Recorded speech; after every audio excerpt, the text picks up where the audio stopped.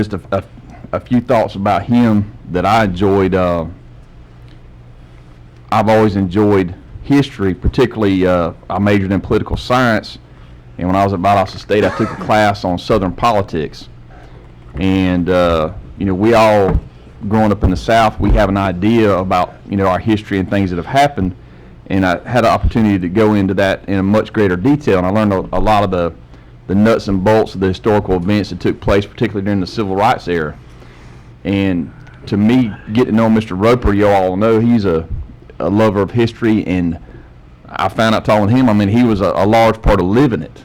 And so it was really neat for me, after reading about these events and watching movies and things about them, to talk and listen to somebody who had actually lived it and been part of it. And he really brought to life some of those experiences that a lot of people had gone through, and given that perspective. We had the perspective in the books from the writers, but it was neat to hear somebody who was actually there. And I always enjoyed getting to hear some of those stories, and it kind of makes your hair stand up a little bit, some of the things that him and his folks had to go through.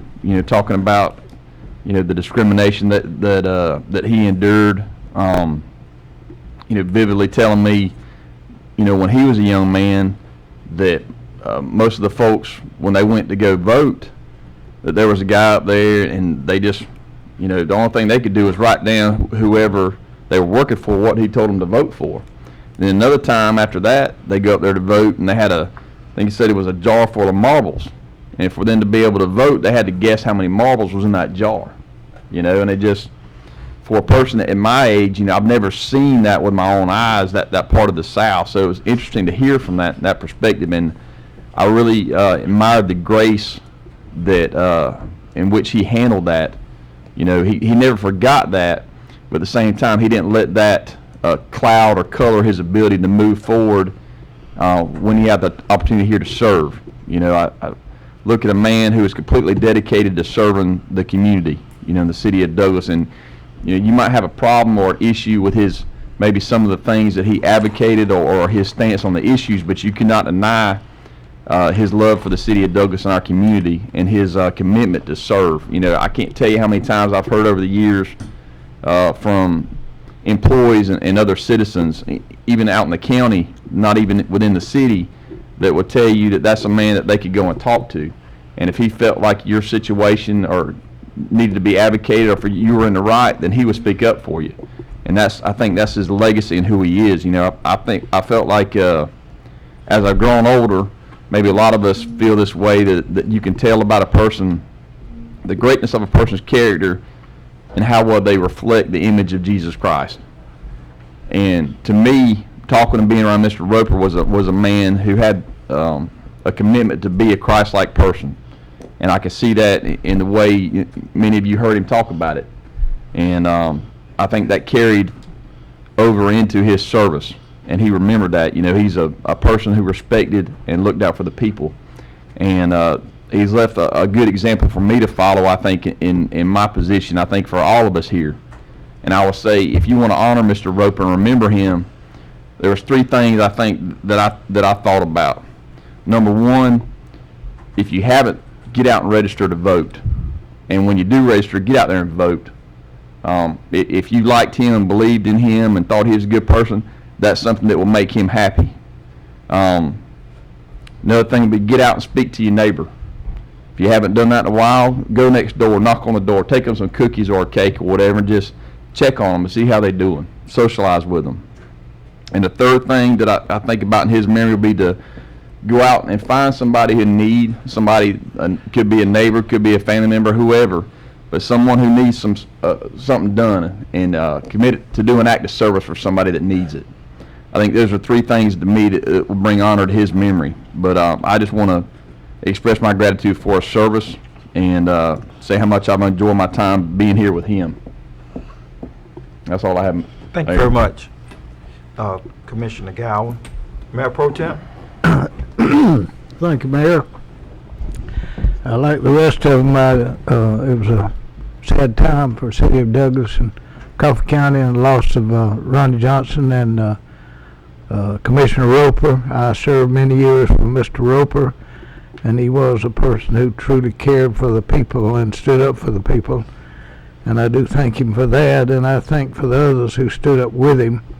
And I thank you for the support and the show of gratitude Saturday, all the people who attended the large gathering at the funeral. And we do appreciate them doing that, and it speaks well for him and Mr. Johnson, of those people who attended. And we thank them for doing it. And we appreciate the people of the city of Douglas and Coffee County. Thank you. Thank you very much, Mayor Pro Tem. My comments,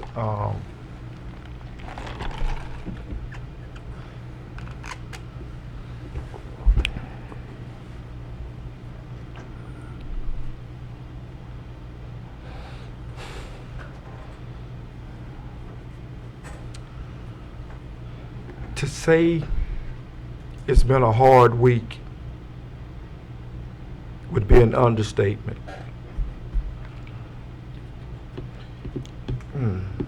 Mr. John Lee Roper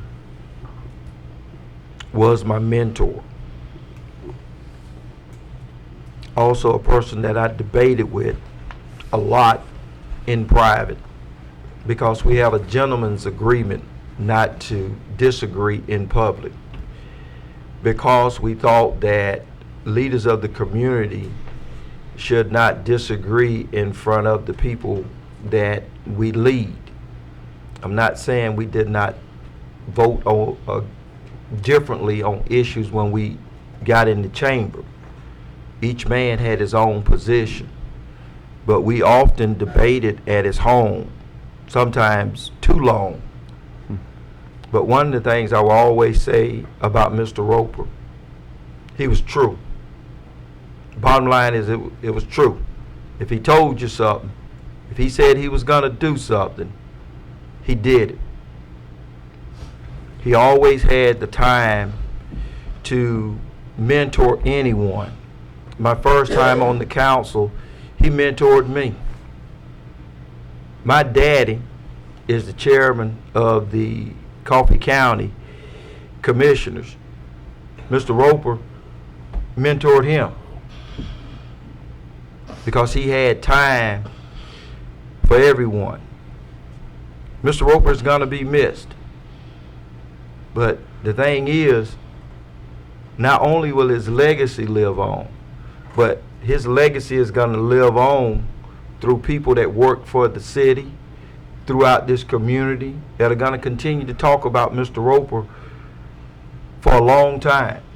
The citizens of Douglas have benefited greatly because of the efforts of Mr. John Lee Roper.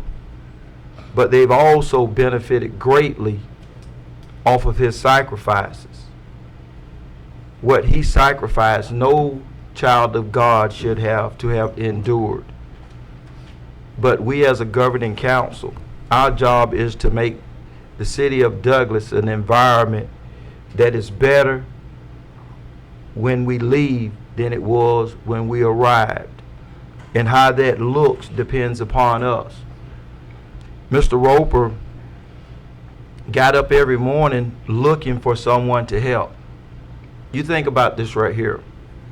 That miracle field. How many people on any governing body would take the time to say that a child sitting on a porch in a wheelchair needed a place to play? Mr. Roper said, we represent all citizens. That child may be handicapped, but that child deserves a place to play. And Mr. Roper took that upon himself to represent the disabled children of our community. And did they get a big voice? They got the right voice. If you got John Lee Roper in your corner, you stand a pretty good chance. So I'm going to miss Mr. Roper greatly. Then my other mentor, a few hours later, passed. My Uncle Ronnie Johnson, on the Board of Education since, I think, 1999.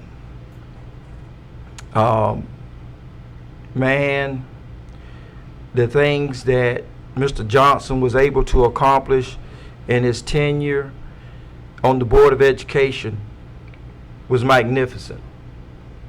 And he deserves to be applauded for it. But what he did in his community without that title, he deserves a standing ovation for. He touched so many children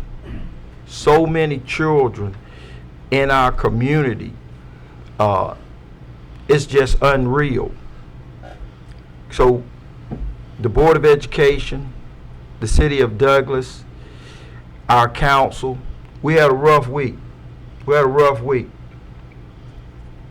But guess what? I guarantee you we've all prayed a little bit more. We read that Bible a little bit more. And the tears are going to dry up. They're going to dry up. And I think that, to me, as the mayor of the City of Douglas, I have not experienced anything like last week. I mean, it was just rough every time I turned around. But I want people to understand that this council has been united since we started this journey together. We remain united. We're going to move forward. What avenue that is, we don't exactly know at the present time, but we will have a plan of action and we will move forward. My final comment is our staff,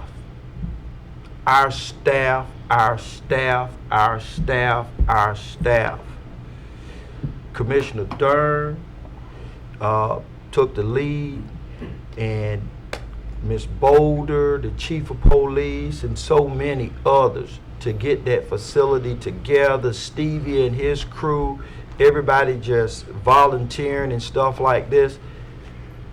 That's what Mr. Roper would have wanted. All of us having a common goal and achieving that goal. So to the staff, you have always been impressive. But what you did for Mr. Roper was a new high. And this council thanks you for that. We thank this city for what they did for our fallen comrade. At this time,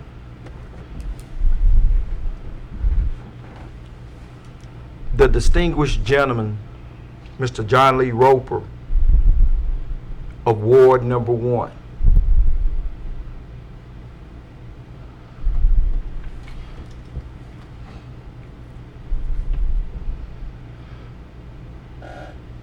Sir, we respectfully appreciate your grace, your leadership, your guidance, and you will forever be missed by this council and this city. At this time, I will entertain a motion to adjourn. So moved. It's been motioned Second. and second. Any further discussion? All in favor? Aye. All opposed? Motion carries. We stand adjourned. Thank you. Good job.